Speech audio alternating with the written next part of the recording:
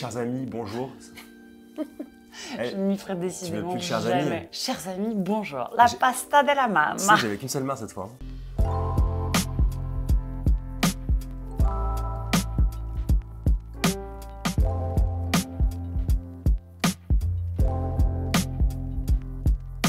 Bonjour Nico. Ça va, hein, peut-être pas que je commence par chers amis, bonjour. Hein. Chers amis, bonjour quand même. C'est un plaisir de vous retrouver pour la 3e saison de notre série vidéo chez nos amis Ergon, 58 rue du Faubourg Saint-Honoré. Aujourd'hui, très important, nouveau paramètre exceptionnel. De paramètre taille. Superbe. Éléonore Picciotto, la rhabilleuse, le paramètre rhabilleuse, avec nous pour la 3e saison, pour toute cette saison de vidéo. C'est vraiment un plaisir. Merci On aurait Nico. dû y penser avant. Et oui, mais je n'avais pas cette présence si vrai. forte dans ta tête, dans ta vie, dans tout ça. Et maintenant, je suis un paramètre indéniable. Tu ne peux plus te passer de moi. Je sais, j'en suis... Et vous non plus. Non, ça on le sait. Il n'y a que de regarder les commentaires, évidemment. Et ça, j'en suis très heureux. J'en suis très heureux. Et du coup, le but, c'est, comme d'habitude, de vous présenter les marques qui sont ici chez Ergon, au 58 rue du Faubourg Saint-Honoré. Les histoires, vous les connaissez, on va forcément vous les rappeler un peu aussi, vous renvoyer vers des vidéos de la 2e saison. Mais ici, on va aussi parler du point de vue d'Éléonore, de ce qu'elle aime. Ça peut être des montres masculines, des montres féminines. Ça peut être un peu de tout. Voilà, je porte aujourd'hui une très belle reine de Naples par exemple, même si c'est pas de la vie d'Éléonore, mais ça on en parlera après. Plus tard. Et donc vous l'aurez compris, ce premier épisode va se consacrer à la marque de montres Breguet. On va rappeler un peu évidemment des détails historiques et tu parleras de la reine de Naples, qu'on aime tant franchement et à mon sens trop discrète aujourd'hui. Je suis complètement d'accord, mais pour rajouter un petit paramètre sur la raison pour laquelle je t'ai rejoint dans cette nouvelle saison chez Ergon, c'est que historiquement, Ergon a toujours été la destination, ou en tout cas une des destinations parisiennes pour les femmes, et c'est sans rentrer dans un discours ni féministe ni macho, mais ils avaient depuis toujours une des plus grosses sélections d'horlogerie mécanique, à la fois joaillère ou pas, qui permettait pour un marché comme le Moyen-Orient par exemple, qui quand ils voyageaient à Paris, s'arrêtaient systématiquement chez Ergon puisqu'ils avaient les plus belles pièces. Dédiées aux femmes, là où souvent des détaillants étaient plutôt concentrés sur des pièces un peu moins féminines, un peu moins joaillères, parce que moins sexy à leur goût, parce que moins d'attrait, et parce qu'encore une fois, il faut arriver à construire une clientèle de femmes passionnées d'horlogerie, qui soient capables de porter à la fois une reine de Naples, qu'un tourbillon, qu'une complication ou n'importe quelle autre marque. Parenthèse refermée, nous pouvons Mais commencer. du coup, tu dirais que Ergon, c'est vraiment assez unique dans ce spectre-là, encore aujourd'hui? Complètement. Ok.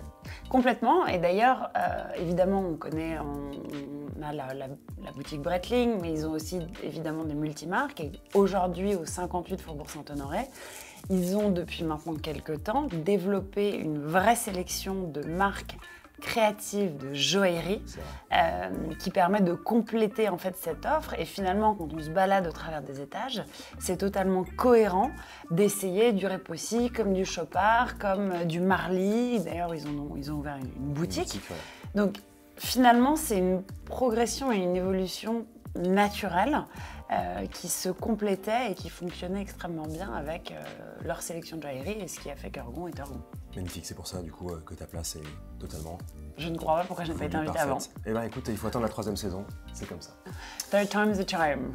Alors, est-ce que du coup on commence par la... On commence par Abraham Louis Breguet. Qui est-il? Père Castor, raconte-moi une Père Castor. histoire. Alors du coup, petit point, Père Castor, mère, Pollux. Pollux. Il y aura une dualité maintenant entre nous deux là-dessus.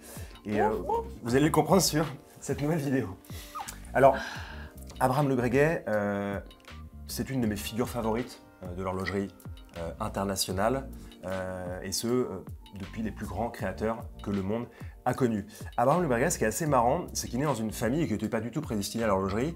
C'est que malheureusement, il va perdre son père assez jeune, et sa mère va se remarier avec un horloger. Et l'horloger va lui dire, écoute, quand il a 15 ans, on te voit un peu trop à la maison.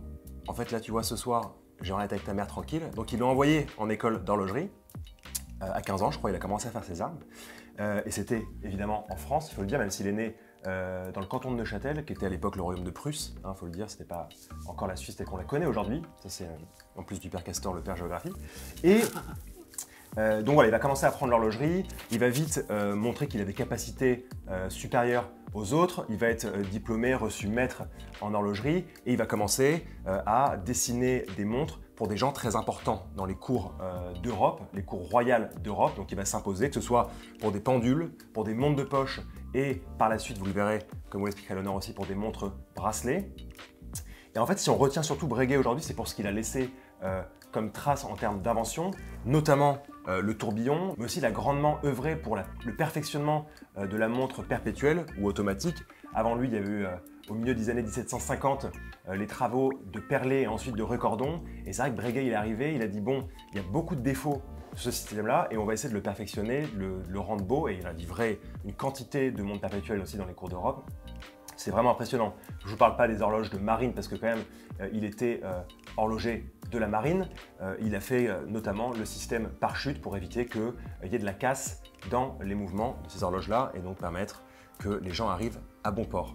Donc voilà, je ne vais pas forcément rentrer dans la suite de l'histoire de Breguet parce que vous la connaissez probablement déjà et je vais vous renvoyer vers une vidéo qu'on avait fait juste avant. Sa famille, après, par la suite, ne va pas forcément rester des amoureux de Breguet, ils vont partir dans l'aviation, dans l'électricité et ce sera le chef d'atelier Breguet, donc Monsieur Brown, qui en 1870, si je ne dis pas de bêtises, récupéra les activités de Breguet, etc. Mais etc. un point qui est quand même très important, c'est qu'on n'y pense pas souvent, mais Breguet, la marque Breguet a été lancée à Paris en 1775. Aujourd'hui, Breguet devrait se placer dans le top 4 des marques d'horlogerie, des collectionneurs de montres, qui évidemment beaucoup collectionnent de Breguet. Bien sûr. Mais c'est vrai que ça devrait être encore plus poussé quand on voit le degré d'invention, le degré d'innovation, et on va rentrer dans le détail de certaines collections. Il y a un vrai style Breguet, que ce soit dans les aiguilles, que ce soit dans le guilloché, que ce soit dans évidemment le tourbillon. Aujourd'hui, toutes les marques, et on voit à l'approche d'un Watches and Wonders ou à l'époque d'un SIHH, tout le monde était à l'affût d'un record du monde, d'une innovation, de n'importe quelle chose qui permettait de leur avoir un titre. Je veux dire, aujourd'hui, Breguet reste Breguet, c'est incontestable. Et c'est vrai que c'est dommage que plus de gens ne s'y intéressent pas ou en tout cas ne connaissent pas les pendants d'une histoire tellement riche qui a été démarrée il y a tellement longtemps. Mais c'est pour ça qu'on en parle, c'est pour ça qu'on en parle beaucoup sur la chaîne, c'est pour ça qu'on en parle aujourd'hui avec toi. Et il faut amener cette histoire, les gens ne connaissent pas l'histoire de l'horlogerie, même parfois malheureusement les gens qui sont quand même liés aux marques ou en tout cas proches des marques ne connaissent pas forcément l'histoire de la marque en profondeur. On a entendu souvent des aberrations, mais en tout cas voilà, nous on est là pour vous dire qu'on aime cette marque. Rétablir la vérité. Voilà. Bureau de salut public. Moi, ce que j'adore avec la marque, c'est que récemment, je me suis replongé dans un bouquin qui s'appelle L'Art de Breguet, qui était une vente aux enchères de la fin des années 90, je crois, ou dans les années 80. J'avoue que je suis plus très précis là-dessus. Où tu voyais toutes les montres qui étaient vendues aux enchères dans une vente particulière, avec à chaque fois la personnalité qui leur était associée. Et aujourd'hui, quand on parle tout le temps d'ambassadeurs, qui sont des gens qu'on va voir pour porter la montre, qu'on suit sur Instagram, qu'on idéalise, qu'on rêve de faire un selfie. Tout l'inverse. C'est-à-dire que vraiment les gens venaient vers Breguet parce qu'ils voulaient avoir une montre en particulier avec leurs armes, avec un dessin dessus, avec un sertissage particulier, une complication pour certains, que ce soit dans une pendule, encore une fois une montre de poche et par la suite une montre bracelet. Donc ça, je tenais à le dire parce que c'est vrai que c'était des vrais ambassadeurs dans le sens noble du terme. Voilà. Surtout quand on pense aux ambassadeurs Breguet, on parle quand même d'un Winston Churchill, on parle évidemment de Napoléon. Et d'ailleurs, si on s'arrête un quart de seconde, enfin, ça va être un petit peu plus long, bien évidemment, la sœur de Napoléon, Caroline Murat, a joué un rôle clé dans l'histoire de Breguet. Raconte-moi ça un peu, Mère Pollux. Mère S'il te plaît, je connais pas tout en plus. Ce qu'il faut savoir, c'est qu'à l'époque, la montre bracelet n'existait pas. On parlait de montre de poche, montre à gousset, des petites horloges. Caroline Murat, qui donc, que je le répète, était la sœur de Napoléon, habitait donc à Naples, était de facto la reine de Naples. Passionnée d'horloges, visiblement du temps et surtout très proche de son frère, a été donc approchée, je ne sais pas par quel biais, par Abraham Louis Breguet. Elle approche donc, ou il approche Caroline Murat. On le saura. On ne le saura pas, mais c'est probablement gravé dans l'histoire. Il lui créa, on va dire, ce qu'on pourrait appeler à l'époque le premier bijou qui donne l'heure. Un peu, en effet. Ce qui aura marqué d'ailleurs les prémices des montres à secret, c'est-à-dire ces montres qui avaient été créées pour que les femmes puissent discrètement regarder l'heure, évidemment, quand elles s'emmerdent à des dîners, et Dieu sait qu'il y en avait. Je pense. Cette fameuse montre pièce d'horlogerie qui avait été créée pour Caroline Murat était finalement les prémices, l'hybride de cette petite montre de poche. Et ce qui était intéressant, c'est que dans la forme de cette pièce, C'était donc cette forme en ogive, c'est cet œuf qui, pour la petite anecdote, reprend la forme du lac de Naples. Comme était la reine de Naples, c'était véritablement paying tribute to where she was living. Allez, je suis obligée de te tu le me faire en sortis de anglais, l'anglais. évidemment. J'attendais le moment, c'est arrivé en 4 minutes. C'est quand on est très bonsoir. international comme moi, parfois J'en c'est un peu peux plus, compliqué ouais, désolé, sorry. de jumper, Ouais, bien sûr. tu vois, d'une langue Ouais, à l'autre. Allez, ça s'arrête là. Tout ça pour dire que ce qui est hyper intéressant, et pour moi, la collection de la Reine de Naples, et ça on va y venir un petit peu plus tard, a véritablement marqué un tournant dans l'horlogerie, parce que évidemment, cette pièce semble avoir été une des premières montres bracelets, Bien sûr. en sens large du terme. Et cette pièce qui a été pour la première fois dessinée par un homme pour une femme exclusivement et non un modèle d'homme adapté pour la femme comme on l'a souvent vu par la suite et comment évidemment les marques ont continué de Oui, développer toujours leur collection féminine. La Reine de Naples, évidemment aujourd'hui, des années plus tard, est devenue une collection emblématique de la marque Breguet avec des itérations de cette pièce qui ont été développées par centaines. On le voit au niveau des cadrans, au niveau des bracelets, que ce soit les 4 pièces qu'on va vous présenter aujourd'hui. On voit de l'émail grand feu, on voit du guilloché, on voit des bracelets, que ce soit des bracelets en or, des bracelets en perles d'Akoya, mais surtout des travaux de sertissage, mais absolument fantastiques. Et c'est vrai qu'aujourd'hui, la Reine de Naples, on peut la voir sur un poignet à 100 mètres sur une table de restaurant ou à 50 mètres, parce qu'une table de restaurant qui a une terrasse de 100 mètres est très grande. C'est un grand restaurant. Tout ça pour dire qu'aujourd'hui, cette Reine de Naples, qui fait partie dans des piliers de la marque Breguet, On la reconnaît. on la reconnaît. Et ce que tu dis, et là je te rejoins, si j'en ai pas forcément parlé, enfin reparlé juste avant, c'est que le style Breguet, c'est constitué de beaucoup d'éléments. D'ailleurs, je remets une petite vidéo ici où on en parlait plus en D'éléments détail. graphiques, d'éléments esthétiques Bien sûr. et techniques par la même occasion. Un nombre de guillochages impressionnant, Main. comme tu disais, main. De l'émail grand feu, les cannelures sur le côté du boîtier, les fameuses aiguilles bleuies à pomme évidée, tout ça. Petits ronds au milieu. De quoi? La pomme évidée, c'est très poétique, mais c'est juste les petits ronds au milieu des aiguilles. Oui, mais c'est une pomme auquel tu as retiré son cœur, quoi. Voilà. Je préfère le voir comme ça, moi. Et le petit truc. Donc on va avoir en fait tous les détails qu'on peut avoir sur une Breguet classique, typiquement masculine, et j'y mets des gros guillemets, parce que ça te va très très bien. Tout On les retrouve aussi sur la pièce féminine de chez Breguet. Donc il n'y a pas eu d'adaptation en disant oui, mais est-ce que finalement tous ces détails-là graphiques, c'est pas un peu trop pour des montres de femmes ou je ne sais quoi. Et merci Breguet pour ça, parce que vraiment, ça en fait une montre, quand on l'a, même si on enlevait le nom Breguet, on la reconnaîtrait instantanément Bien sûr. grâce à ces éléments caractéristiques de style Breguet. Voilà, c'est parenthèse refermée sur le style Breguet, mais je voulais juste le préciser.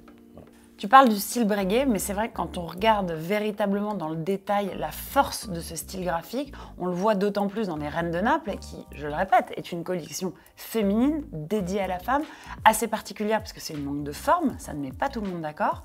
Et pourtant, on retrouve, je te laisse la primeur de la description des pièces, mais quand on voit que sur les 4, on en a quand même 3, avec ces chiffres arabes signature Breguet, avec le 12 en distorsion, où tu vois véritablement, tu reconnais cette signature.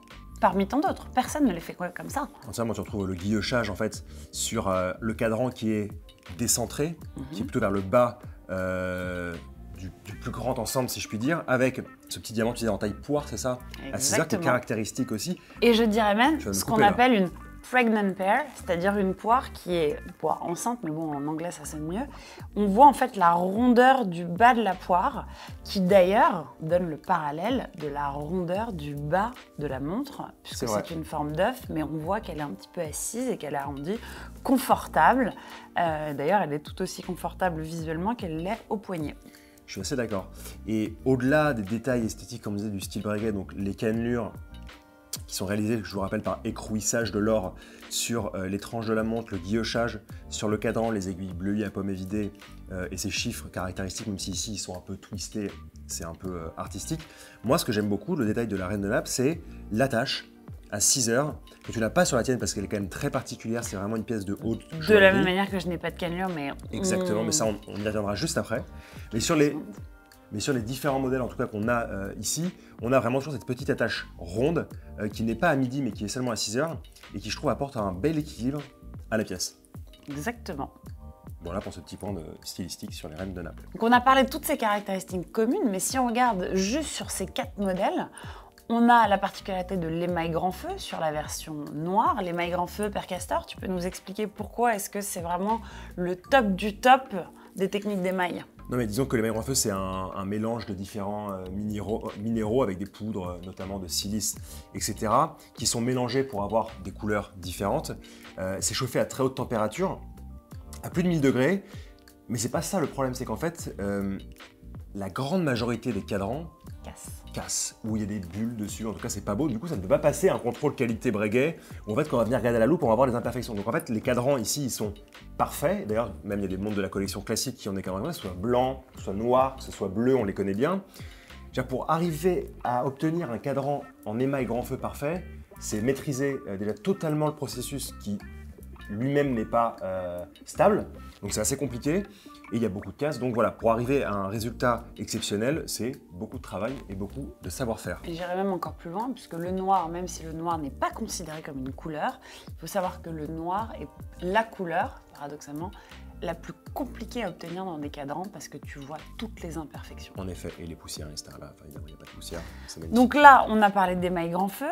Dans cette nouvelle référence, on pense et on voit le sertissage neige. Le sertissage neige, qu'est-ce que c'est?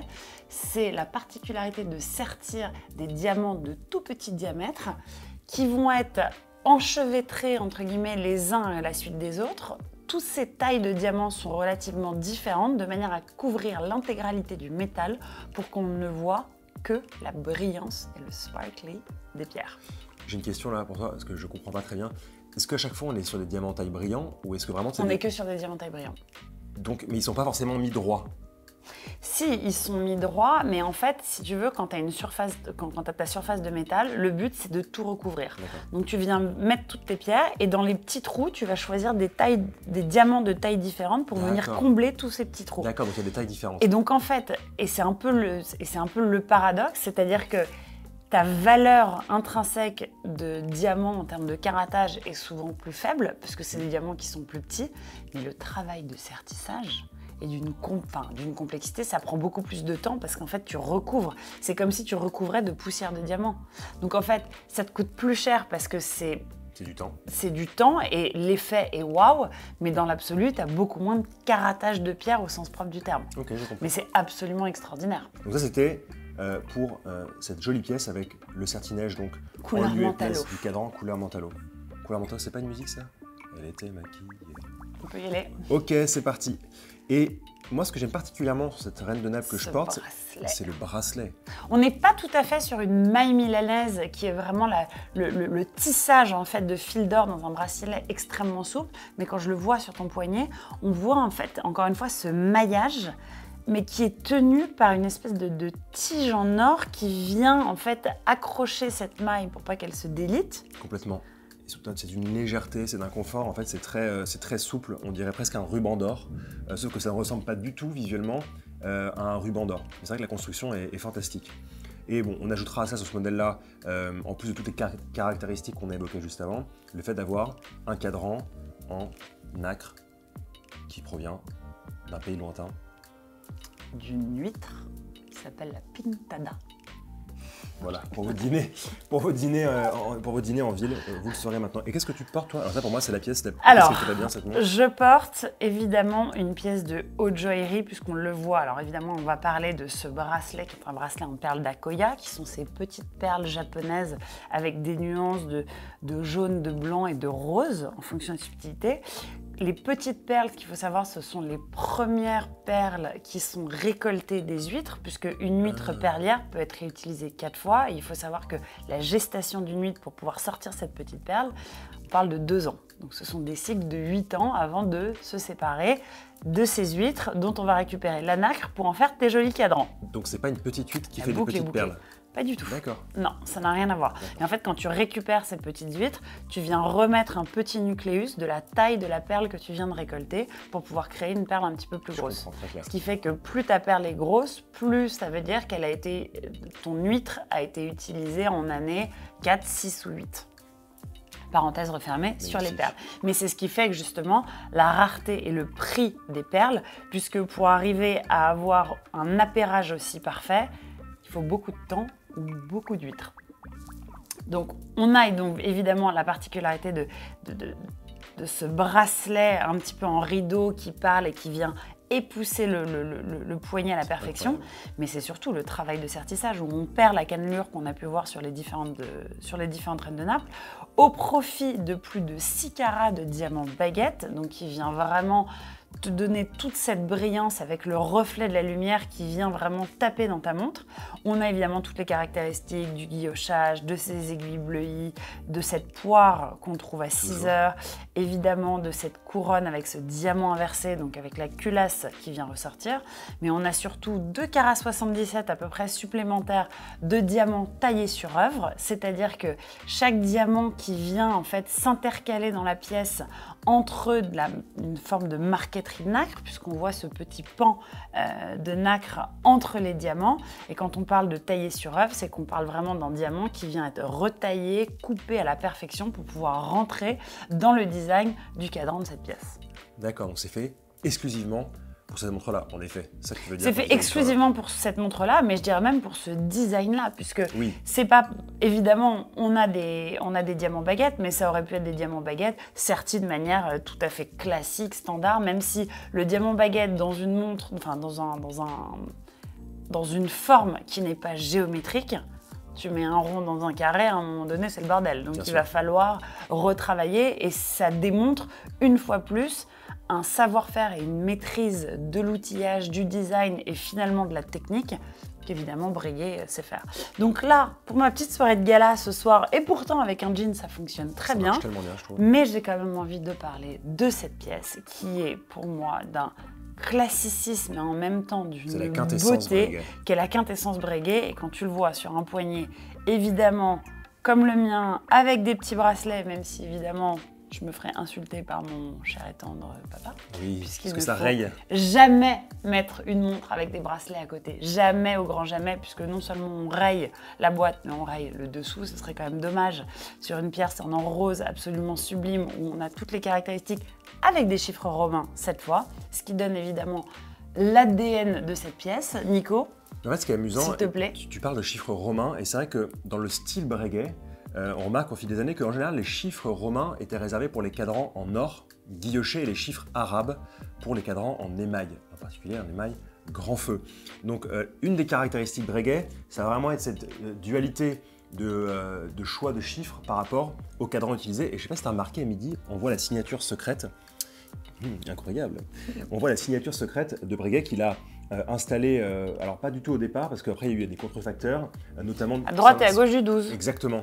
Il y avait des gens qui disaient, qui signaient Breguet alors que c'était pas du tout Breguet, et même de ses élèves qui, une fois qu'ils avaient quitté l'atelier, du coup ils connaissaient un peu la façon de fabriquer le monde Breguet, et vu qu'il était connu et qu'on les vendait cher, ils pouvaient se faire plaisir pour partir en vacances à Neuchâtel. Mais ce que je trouve fascinant, ce que je trouve absolument sublime dans cette pièce, c'est qu'on a ce côté, donc évidemment quand on regarde l'arrière avec cette masse absolument magnifique avec un travail de guillochage. Guillochée, bien sûr. C'est ça, avec une masse guillochée, mais finalement quand on regarde le diamètre de cette montre, on est sur un boîtier en 38 mm, on est sur une boîte extra plate, avec un mouvement extra plat.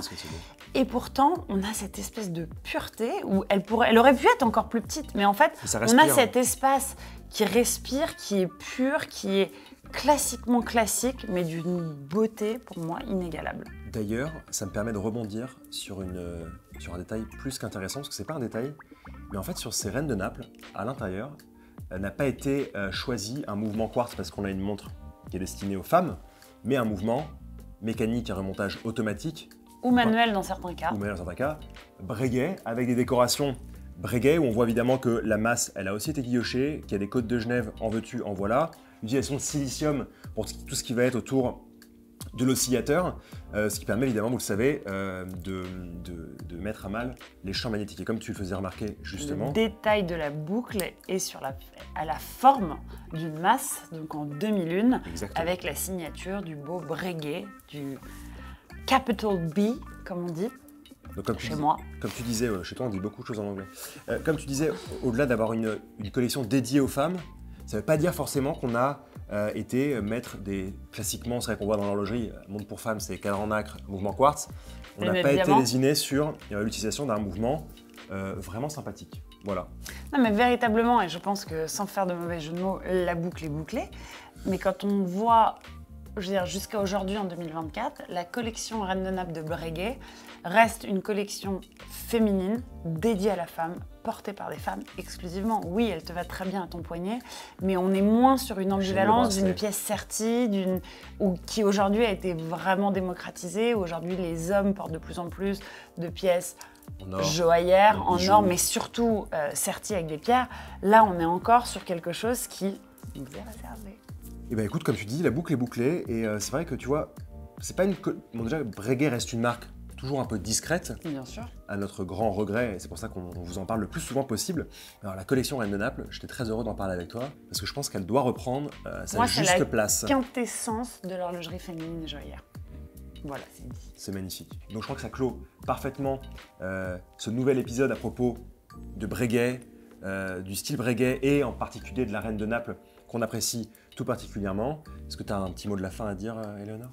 Je peux partir avec celle-là? On va appeler la sécurité. Merci, et on se retrouve très bientôt pour une nouvelle vidéo.